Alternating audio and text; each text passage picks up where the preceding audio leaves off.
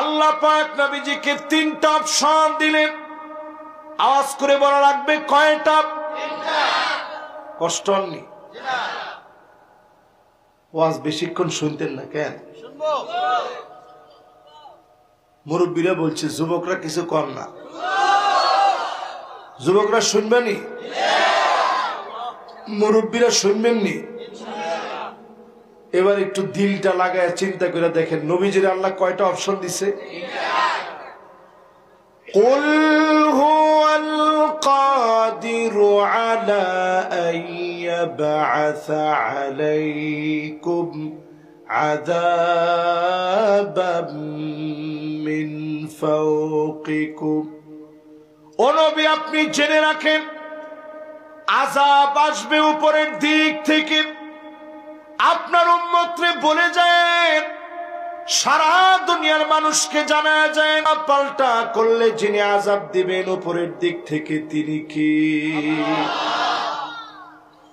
নবীজি কান্না শুরু করছে। আউযু বিওয়াজহিক, ও আল্লাহ আপনার কাছে পানা চাই, যে উম্মতরে জীবনে দেখি নাই, শাস্তি দিয়ে শেষ করে দিন না। নবীজির বড় মায়া লেগে গেছে, আল্লাহ নবীর বড় মায়া।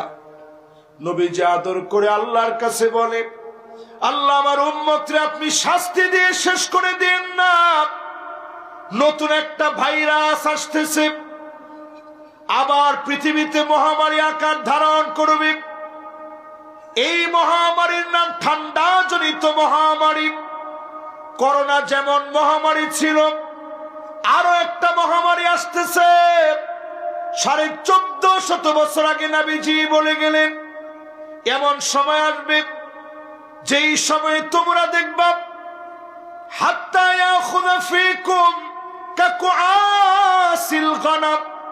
ছাগলের ঠান্ডা লাগলে ছাগল যেমন কাশতে থাকে, নাক দিয়ে ঠান্ডা জড়তে থাকে, আল্লাহর নবী বললেন এমন ঠান্ডা আসবে, একদিকে কাশি শুরু হবে, অন্যদিকে শ্লেষ্মা গুলা পড়বে, ছাগলের মতো কষ্ট হবে, এমন মহামারী ছড়ায়া যাবে।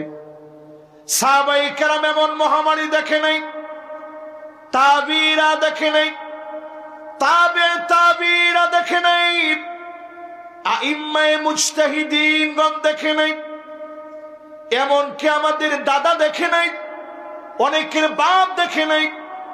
2020 সনের আগে যারা দুনিয়া থেকে চলে গেছে কেউ দেখে নাই। আমাদের মতো গুনাহগাররা স্বচক্ষে আমরা দেখেছি, ঠিক কিনা বলে? আরো একটা নতুন মহামারী আসতেছে, ঠান্ডা জনিত মহামারী। সারা দুনিয়ার জন্য আতঙ্ক হবে। আল্লাহ নবী শুধু পানা চেয়েছেন, উপরের দিক থেকে মহামারী দিন না, রোগ শোক দিন না, আযাব দিন না। এই জন্য আযাব দেওয়ার পরেও যিনি উঠায় নেন তিনি কি? নবীজির আল্লাহ অপশন দিছে কয়টা? একটু জোরে কোন। 1 নাম্বার, আযাব আসবে কোত্থেকে? আজকে থেকে মুসলমান সোজা হন, দান্দাবাজি চাঁদাবাজি ছেড়ে দেন। বাংলাদেশে সব দেখা শেষ, সামনে হবে আল কোরআনের বাংলাদেশ।